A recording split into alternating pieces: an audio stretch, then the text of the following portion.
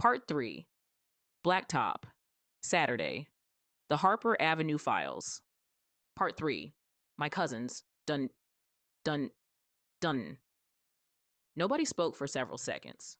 Not because we didn't have anything to say, because we all had the exact same thought, and none of us wanted to say it out loud. Malcolm stared into his camera bag, like the memory card might magically reappear if he looked hard enough.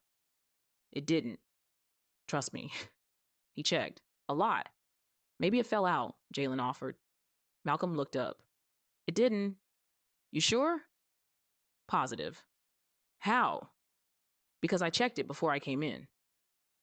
The table got quiet again. Marcus folded his arms. That was never a good sign.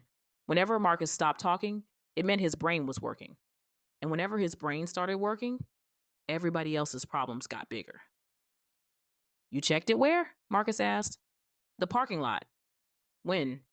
Like 30 seconds before I came inside. Marcus nodded slowly. And then you came straight in? Yeah. Marcus leaned back. Then somebody took it. I rubbed my forehead. Marcus. What? You can't just jump to conclusions. I'm not. You absolutely are. No. He pointed toward Malcolm's bag. Jumping to conclusions would be saying aliens stole it. Marcus. Somebody took it. The annoying part? He was probably right. Tiana sighed. I hate that he's making sense. Thank you, Marcus said. That wasn't a compliment. I choose to receive it as one. That got a laugh out of everybody, even Malcolm, briefly. Then his phone buzzed. The smile vanished immediately. His eyes locked onto the screen. And whatever he saw, he didn't like it. Not one bit.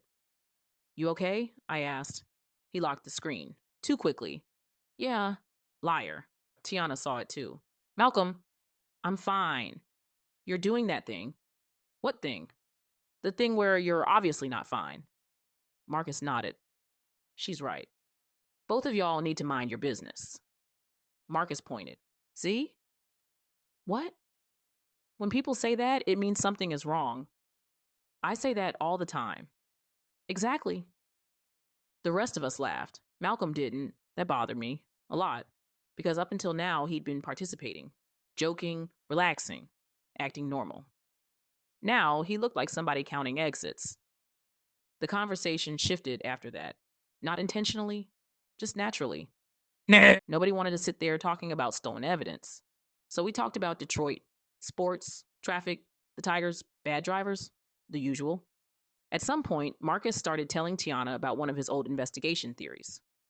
Marcus, I interrupted. What? You thought a raccoon was running a theft ring. It was suspicious. It was a raccoon. We don't know that. Tiana laughed so hard she nearly dropped her drink. Malcolm smiled. Finally. For a moment, things felt normal again. Then I said the words that would haunt Marcus for the rest of the story. Look, maybe we're overthinking this. Nobody looked convinced. But if things somehow get worse, I shrugged. I'd hate to have to call my cousins. Dun, dun, dun. Marcus immediately pointed at me. There she go. Tiana looked confused. Who? Marcus turned toward her. The cousins. What cousins? Marcus threw his hands into the air. Exactly. I laughed. Tiana looked at me. Who are they? I smiled. Don't worry about it. Marcus pointed again. See? What? That's what she always says. Tiana frowned. Okay, but seriously. Seriously what? Who are your cousins?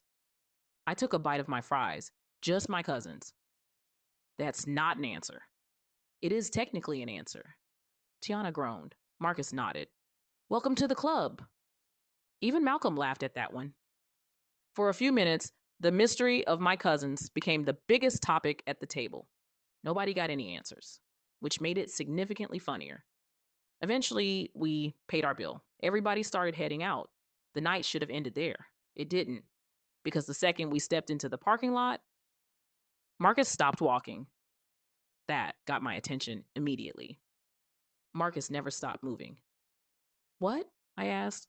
He didn't answer. His eyes were fixed on the opposite side of the street, the black SUV, the same one Malcolm had been staring at earlier.